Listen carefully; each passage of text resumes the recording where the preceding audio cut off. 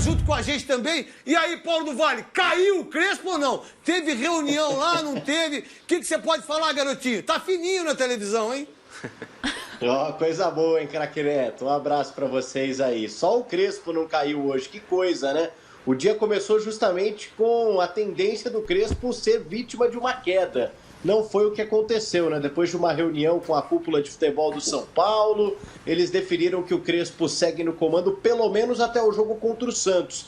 Eu diria que pesou muito o fator casa, o fator torcida, porque na quinta-feira o São Paulo volta a jogar também com a presença do público no Morumbi, 30%, cerca de 20 mil torcedores, e o Crespo foi campeão paulista com o São Paulo e ainda não teve esse contato direto com o torcedor. Então seria até, podemos dizer assim, uma sacanagem se o Crespo, num jogo antes, né, de reencontrar a torcida, perdesse o emprego. Por isso ele ganhou esse respaldo maior, pelo menos para o clássico, viu, craque? Aí, a gente tem aqui o São Paulo, certo? O que foi?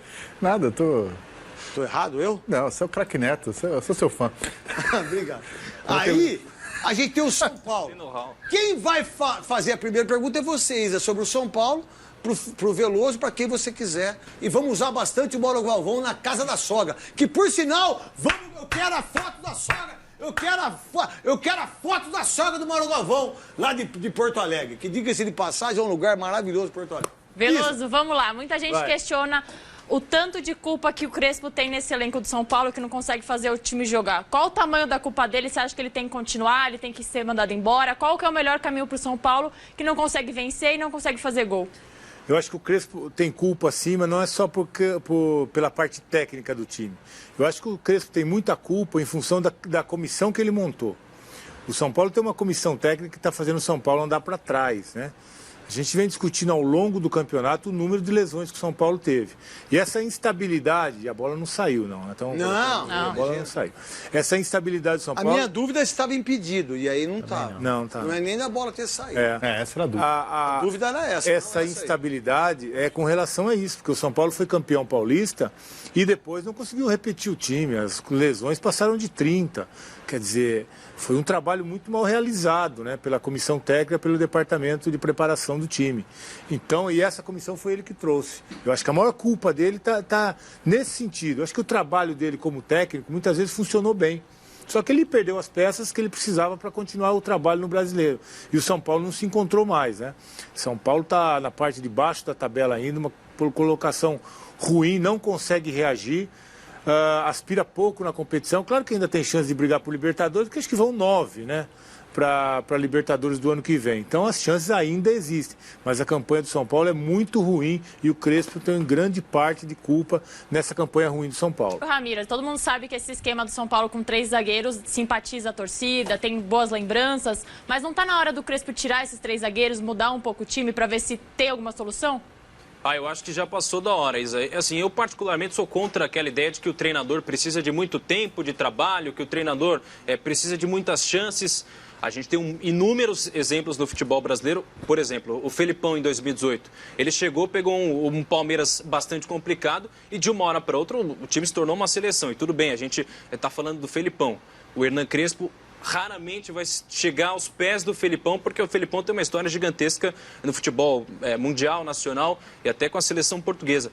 Mas, assim, eu sou particularmente contra essa história de que o treinador precisa de tempo de trabalho e acho até que o Hernan Crespo não se baseia e não é carregado apenas pelo carisma. Porque se fosse pelo carisma, o Cristóvão no Corinthians, por exemplo, ia durar 30 anos, porque é um treinador carismático. Mas assim, o Hernan Crespo tem do lado dele o Campeonato Paulista.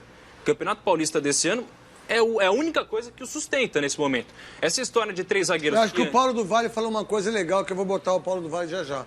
Ele falou, mas sacanagem também tirar o cara no primeiro jogo com torcida, né? E num clássico, né? Não sei se pensaram isso, mas o que o Paulo do Vale falou acho que pensaram isso mesmo. Vamos esperar.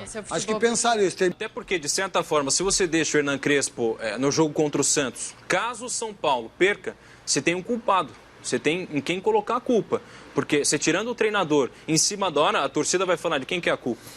Em quem que você vai se basear para jogar o peso dessa derrota. Ainda mais contra um Santos. Tudo bem, o Santos não vive uma fase muito importante, mas o Carille sabe jogar contra times grandes. Ele provou isso no próprio Corinthians. Paulo, hoje todo mundo sabe que teve essa reunião com a diretoria bancou o Crespo até o clássico contra o Santos, mas e se empatar? Se empatar já é o bastante para o Crespo cair? Aí eu acho que vai depender um pouco do resultado, do desempenho, na verdade, né? Por conta de como o São Paulo vai se portar em campo, até as escolhas do Crespo, porque a informação é que o Muricy foi um dos principais responsáveis pela permanência do Crespo neste exato momento. Porém, o Muricy, de alguma forma, ele tenta orientar o Crespo em algumas escolhas, né? Até a ausência do Benítez nos últimos jogos, a escolha pelo Éder na última partida ao invés do Caleri, que ficou disputando a semana inteira com o Marquinhos, aí o Éder participou do último treinamento. Então acho que vai depender muito das escolhas do Crespo para o jogo. Se o Crespo fizer aquilo que os dirigentes, que o Muricy orientou, ele pode ficar mesmo com o empate. Agora, se o Crespo seguir insistindo em algumas coisas, e aí o São Paulo não conseguir render e acabar ficando no empate, aí ele não está garantido. Lembrando que o São Paulo, na sequência, tem o Cuiabá na segunda-feira. Então são 2 jogos diretos do campeonato que o São Paulo está disputando neste momento, que ainda é contra o rebaixamento, né? Ô Paulo do Vale, o que a gente entende quando você faz... E teve uma manifestação, um comunicado hoje da torcida independente, isso vem muito do que o Veloso fala, eu falei na Rádio Bandeirantes hoje, e também do que o Vitor fala. Quando a Mancha faz o manifesto, quando a Gaviões faz o manifesto, e quando a Independente faz o manifesto, é porque alguma coisa tem. Eles foram... Alguém falou para eles, olha, nós estamos com o Crespo, papapá, mas também se não ganhar, meu irmão, tchau, área. Essa reunião, Paulo do Vale, foi por uma pressão, foi a torcida, foi todo mundo, porque quando você faz uma reunião como essa, muitas vezes é uma reunião que não vaza para as pessoas, né? Às vezes uma reunião como essa não vaza, e vazou para todo mundo. E todo mundo já sabia dessa reunião. O que realmente, por que teve essa reunião, qual é o objetivo disso e também quais são os pontos mais cobrados, você que entende muito do São Paulo, que você é o setorista do São Paulo, em relação àquilo que ele está fazendo de errado e aquilo que ele está fazendo de certo também, que são poucas coisas que ele está fazendo de certo. E mais o que o Vitor falou, ganhou um título, o título não pode ser colocado como um erro daquilo que acontece com o São Paulo hoje. Título é título, meu irmão.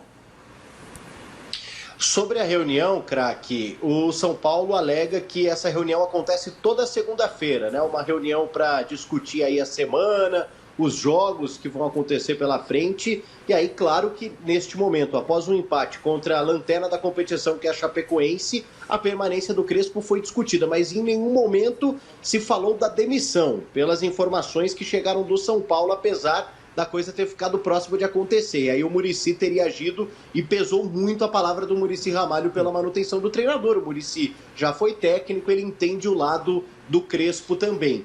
E aí, com relação às escolhas, tem muito a ver com os nomes, né, dos jogadores que ele vem utilizando e as escolhas, por exemplo, de ter deixado o Benítez não de fora desse último jogo, porque ele tem essa cota dos estrangeiros, mas porque o Benítez não entrou em nenhuma partida em que ele estava relacionado. Porque o Crespo, às vezes, opta pelo Vitor Bueno, por exemplo, e não pelo Benítez, ou outros jogadores. O Vitor Bueno ao invés do Éder, né? O Éder voltou a ter oportunidade só agora. O Vitor Bueno vinha tendo mais oportunidades que o próprio Éder também. E aí, com relação à própria torcida, também é algo que pode pesar, né? A Isa perguntou aí se o resultado segura o Crespo ou não.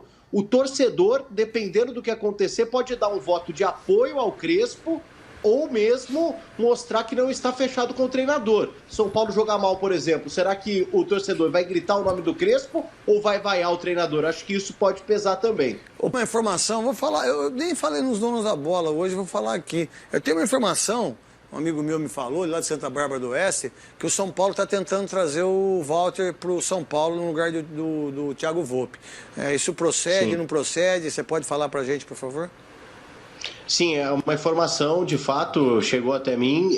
O São Paulo tem um interesse no Walter, é um goleiro mais experiente, mas eu também tenho informação que o São Paulo sonha em comprar o Ivan, goleiro da Ponte Preta, né? E aí seria uma compra, pensando no futuro, pensando num cara que poderia, de fato, ter uma longevidade à frente do gol tricolor. Então, para 2022, o São Paulo também analisa, quem sabe, oficializar uma proposta pelo Ivan, viu, craque? Talvez os dois.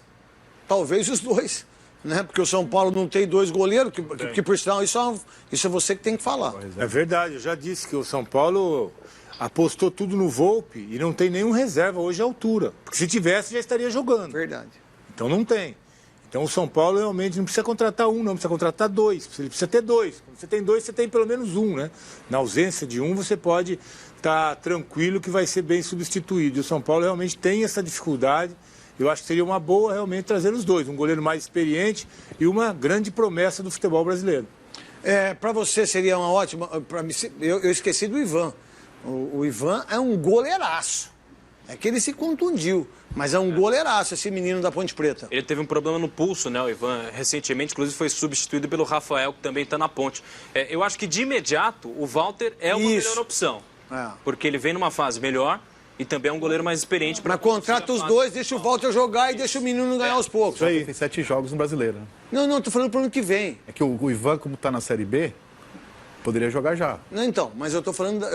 a minha informação é pro ano que vem. Sim, esse ano não. É contratar os 2, diga-se de passagem. Walter, depois de tanto tempo no banco do Cássio, se ele pegar um banco no São Paulo... Do Volta? Não, não sei, mas se coloca no lugar do Walter. Eu fico tanto tempo no banco fico milionário.